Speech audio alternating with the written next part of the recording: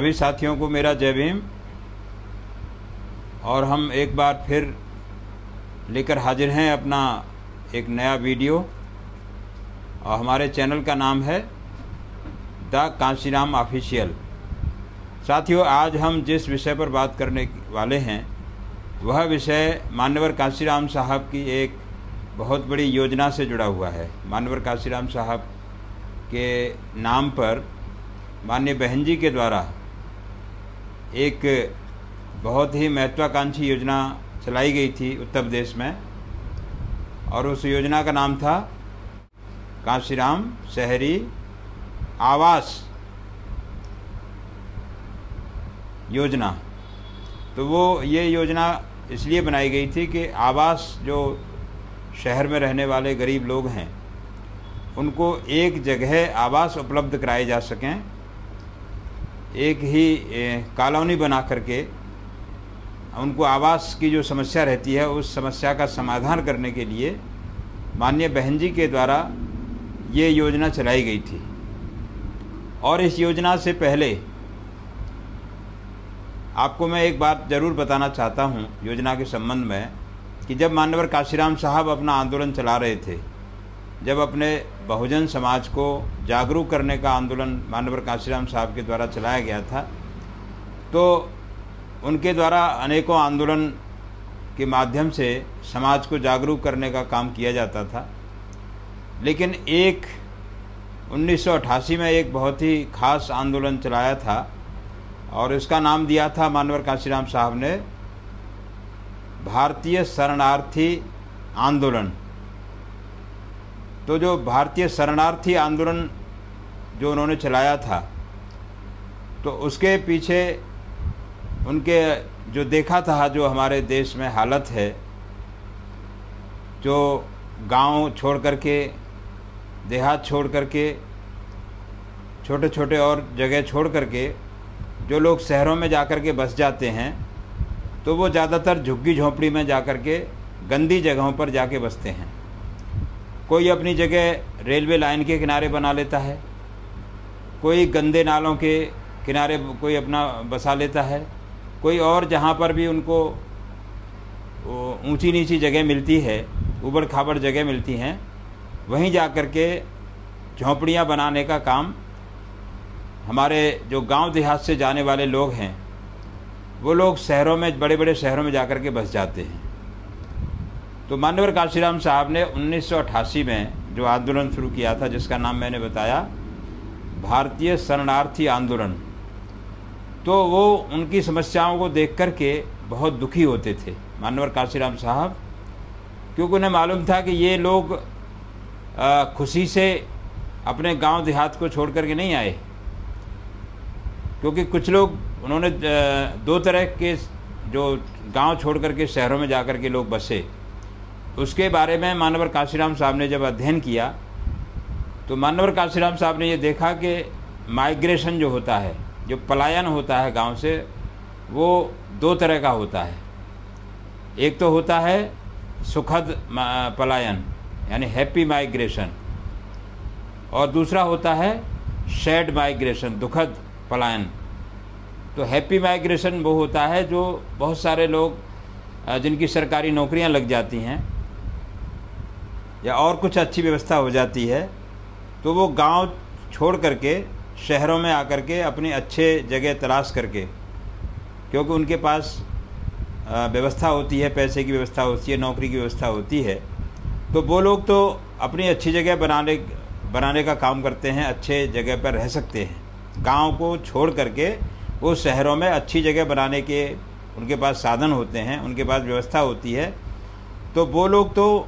तो ऐसे के जो लोग थे जो अच्छे जगहों पर मकान बनाए शहरों में आकर के, तो उसका नाम दिया मान्यवर कांशीराम साहब ने हैप्पी माइग्रेशन, सुखद पलायन। लेकिन जो दूसरे लोग गांव देहात में अन्याय अत्याचार से पीड़ित होकर के, जो दबंगों ने जिनको सताया, उनके ऊपर अत्याचार किया, उनके साथ कई तरह से अन्याय किया, और कई बार तो जो है ये पहले से रहा है कि पुलिस भी उनकी सुनवाई नहीं करती, तो उनको ऐसी हालत में गांव छोड़ना पड़ता है, और गांव छोड़ करके वो सोचते हैं कि हम इससे तो अच्छा कहीं शहर में किसी जगह पर भी जाकर के बस जाएंगे तो वहाँ पर हमारी सुरक्षा हो सकेगी। तो ऐसे लोगों के लिए मानवर काशीराम साहब ने नाम दिया सैड माइग्रेशन, यानी दुखद पलायन। जो गांव में कई तरह से दबंगों के अत्याचार से या किसी भी तरह से उनके साथ जो ज़्यादती होती रही गांव में सामंतवादी व्यवस्था के कारण, और उनके गांव में रोज़गार भी नहीं ठीक तरीके से, तो इस हालत में उन्होंने अपने गांव से पलायन करके बड़े बड़े शहरों में जा कर के, और ये पूरे देश की समस्या थी। मानवर काशीराम साहब तो पूरे देश में घूमते थे। मानवर काशीराम साहब ने जब देखा कि पूरे देश में बड़े बड़े शहरों में गंदी जगहों पर जो गरीब लोग हैं, जो शेड्यूल कास्ट के लोग हैं, जो ओबीसी के लोग हैं, जो कमज़ोर वर्ग के लोग हैं, वे बहुत ही ज़्यादा दुर्दशा के साथ बहुत ही बुरी हालत में अपनी ज़िंदगी बिताने का काम करते हैं। तो ऐसे लोगों की समस्या को उठाने के लिए, ऐसे समस्या के प्रति उन्होंने जब देखा कि ये तो बहुत बड़ी समस्या है देश की, तो उन्होंने उस समय 1988 में एक भाषण में कहा था कि हमारे देश में कम से कम 10 करोड़ लोग ऐसे हैं। उस समय ये 87-88 की मैं बात कर रहा हूँ, जब ये आंदोलन चला रहे थे मानवर काशीराम साहब। जो मैं दोबारा रिपीट करूँ उस आंदोलन का नाम, जिसका नाम था भारतीय शरणार्थी आंदोलन। तो उसमें जो है वो उन्होंने आंकड़े पेश किए थे कि कम से कम 10 करोड़ लोग ऐसे हैं जो रेलवे लाइन के किनारे, गंदे नालों के किनारे, टूटी फूटी जगहों पर, जहाँ भी उनको खाली पड़ी ज़मीन दिखाई देती है, वो झोंपड़पट्टी बना करके, झोंपड़ियाँ बना करके रहने लगते हैं। तो ऐसे लोगों को आवास जब हमारी सरकार बनेगी, तो मानवर काशीराम साहब ने कहा कि भाई यहाँ की जो सरकार है, मौजूदा सरकार, जो उस समय ज़्यादातर कांग्रेस की सरकार रही, तो कांग्रेस की सरकारों के द्वारा उनको रहने की व्यवस्था नहीं की गई थी। तो इसके खिलाफ मानवर काशीराम साहब आंदोलन चला रहे थे, और उन्होंने कहा था कि जब हमारी सरकार बन जाएगी तो हम ऐसे लोगों को आवास मुहैया कराने का काम करेंगे। तो इसी योजना को जब आदरणीय बहन जी जब मुख्यमंत्री बनी, बहुत कम समय के लिए बनी, पहली बार 4.5 महीने के लिए, और फिर 6 महीने के लिए, उसके बाद 15 महीने के लिए, तो उसमें इतनी बड़ी योजना कार्यान्वित नहीं हो सकती थी।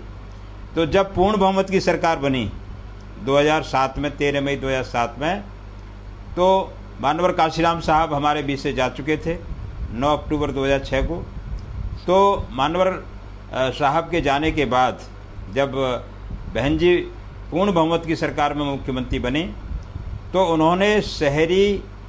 आवास, गरीबों के लिए आवास योजना मानवर काशीराम साहब के नाम पर चलाने का फैसला किया, और जिसका नाम दिया गया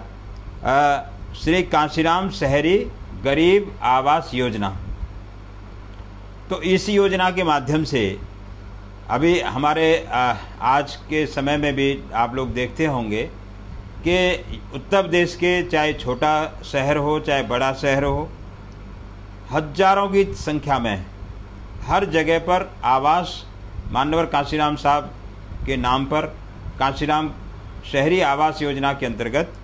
उनको आवास, उनके लिए निर्माण किया गया। और ये आवास ऐसे ही नहीं थे, इन आवासों के लिए बाकायदा पक्की सड़कें बनाई गईं, उनके लिए पार्क की व्यवस्था की गई उस समय, और बिल्कुल उनसे केवल 10 रुपये के स्टाम्प पर, केवल एक स्टाम्प लिखवाने के बाद ही छोटा सा उनको उनका आवास का मालिक बना दिया गया, उनके नाम में आवास दे दिया गया। तो ये अपने आप में इतनी बड़ी योजना थी कि जो काशीराम साहब सोचते थे कि हमारे जो गरीब लोग हैं, जो दलित लोग हैं, जो पिछड़े लोग हैं, और भी चला अल्पसंख्यक हैं, उन सबको आवास की व्यवस्था होनी चाहिए। तो उसका कार्यान्वयन जब सरकार बनी, जो कहते हैं ना बहुत सारे लोग कि भाई जैसे आप क्या कर सकते हो इस काम में, तो काशीराम साहब कहते थे कि हम सरकार जब बनेगी हमारी कभी भी, तो हम इसका समस्या का समाधान करेंगे, और ये करके दिखाया।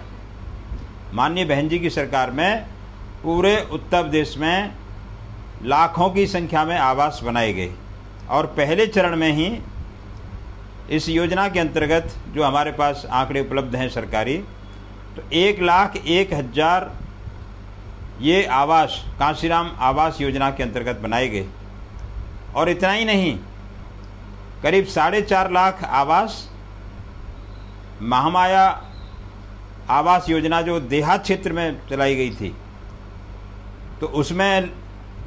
सरकार के द्वारा बना करके दिए गए मकान। तो इस तरीके से बहुत ही छोटे से कार्यकाल में केवल एक बार ही पूर्ण बहुमत की सरकार रही, उसी समय के दौरान आदरणीय बहन जी के द्वारा अपने मुख्यमंत्रित्व काल में और इतनी बड़े योजना का जो कार्यान्वयन किया गया, तो ये हमारे सबके सामने है कि आज जो है हम देखते हैं कि ये योजना लगभग अब तो 15 साल पूरे हो गए। 15 साल पहले उनके आवास बनाए गए थे, लेकिन आज जब हम देखते हैं तो एक बहुत बड़े दुख की बात नज़र आती है कि उन जो बहुजन समाज पार्टी की सरकार में ये आवास जो बनाए गए थे, उन आवासों की तरफ उनकी देखभाल करने का जिम्मा, क्योंकि सरकारी योजना थी, सरकार के द्वारा ये बनाए गए थे, इसलिए सरकार की ही जिम्मेदारी थी कि उनका अच्छी तरीके से रखरखाव भी बाद में करने की जिम्मेदारी सरकार की होती है। लेकिन बड़े हैरानी की बात है कि पूरे उत्तर प्रदेश में लाखों लोग इन आवासों में रह रहे हैं, लेकिन उन आवासों पर जब एक बार बना के दे दिए सरकार ने, तो बाद में उसके रखरखाव की, उनकी चाहे वो वाइट वॉशिंग हो, चाहे मरम्मत हो, टूट फूट हो, आवासों जो है पार्कों की देखभाल हो, नालियां बननी हो वहाँ पर, क्योंकि कोई भी मकान बनता है, कोई भी बिल्डिंग बनती है तो उसका रखरखाव भी तो किया जाता है। रखरखाव करने का जिम्मा होता है सरकार का। तो ये बहुत बड़ी एक आज त्रासदी भी देखने को मिल रही है कि माननीय बहन जी के शासनकाल में आवास बना तो दिए गए, लेकिन बाद की सरकारों ने, चाहे वो समाजवादी पार्टी की सरकार रही हो और या 2017 से अब भारतीय जनता पार्टी की सरकार है और माननीय योगी जी इस समय मुख्यमंत्री हैं, लेकिन हम देखते हैं और अखबारों में भी पढ़ते हैं, मीडिया में भी देखा जाता है कि उनकी तरफ सरकार का बिल्कुल भी ध्यान नहीं है, उनकी देखभाल करने का, उनके सुरक्षित करने का, उनको, क्योंकि एक बिल्डिंग जो बड़ी बनाई जाती है वो इतने गरीब लोग हैं वहाँ पर रहने वाले कि वो बिल्डिंग की देखभाल नहीं कर सकते। निर्माण सरकार ने करा दिया, लेकिन आगे भी रखरखाव की जिम्मेदारी पूरी तरीके से सरकार की है। लेकिन सरकार, बड़ी हैरानी की बात है कि गरीबों के उत्थान की बात तो बहुत होती है, गरीबों के कल्याण की बात बहुत होती है और कई मदों में पैसा बहुत खर्च किया जा रहा है, लेकिन जहाँ पर लाखों लोग रहते हैं वहाँ पर सरकार की ओर से देखभाल न करना, ये बहुत ही बड़े हैरानी की बात है। तो आज हम ये जो बताना चाह रहे थे, अगर बहन जी की सरकार होती, अगर बहुजन समाज पार्टी की सरकार होती, तो आज जो है उनमें आवासों में बहुत शानदार तरीके से और भी आवास का निर्माण इस तरह का बनाया जाता, और जो आवास की बहुत बड़ी समस्या होती है देश में, तो उसका भी समाधान निश्चित रूप से बहुजन समाज पार्टी की सरकार में बहुत शानदार तरीके से किया जा सकता था। क्योंकि ये उदाहरण दिया, जब सरकार बनी तो इस तरह के आवास बनाने का पहली बार इस तरह से कोई एक सेपरेट सेटलमेंट की तरह बिल्कुल अलग से कॉलोनी बना करके देना, 3 मंजिल 4 मंजिल जो आवास दिए गए, और पार्कों की सुविधा, पानी की सुविधा, बिजली की सुविधा, सब कुछ पूरी सुविधा के बहुत ही कम खर्चे में उनको जो है बिजली मिलना, पानी मिलना, ये सारी सुविधाएं देकर के आवास के निर्माण करना, ये कोई छोटी बात नहीं थी। और अगर सरकार बाद में आती रहती तो और ज़्यादा विकास होते, या पहले से अगर इस तरह की सोच होती सरकारों की, तो अब तक देश में आवास की समस्या का समाधान हो गया होता। जो मानवर काशीराम साहब कहते थे कि 10 करोड़ लोग इस देश में 1988 में, अब तो 20 करोड़ हो गए होंगे। ये बात तो भाषण की बात, हम जो है करीब 40 साल पहले की बात कर रहे हैं। तो ये समस्या तो आज और बहुत ही गंभीर हो गई है। तो इस समस्या के प्रति मानवर काशीराम साहब का जो सोचना था, जो उनकी अपना आंदोलन इसीलिए खड़ा किया था, उनकी जो सोच थी, उनकी जो विचारधारा थी, अगर उसको आज हम लोग अच्छी तरीके से इसके ऊपर विचार करें तो ऐसी ही सरकार हमें चाहिए जो वास्तव में इस देश की इस तरह की समस्याओं का समाधान कर सके। तो आज का ये जो वीडियो था, मैंने मानवर काशीराम साहब की जो सोच थी, शरणार्थी आंदोलन जो चला था मानवर काशीराम साहब के द्वारा, और उसके आधार पर हमारी सरकार जब बनी तो उस समस्या का समाधान किस तरीके से किया गया, इसके ऊपर आधारित था ये वीडियो। और इस वीडियो को हम यहीं समाप्त करते हैं। आपका बहुत बहुत धन्यवाद। जय भीम, जय भारत। और ज़्यादा से ज़्यादा इस वीडियो को शेयर करें, लाइक करें, जिससे कि हमारे समाज के सामने इस तरह की जो महत्वपूर्ण जानकारी है वो लगातार पहुंचती रहे। बहुत बहुत धन्यवाद।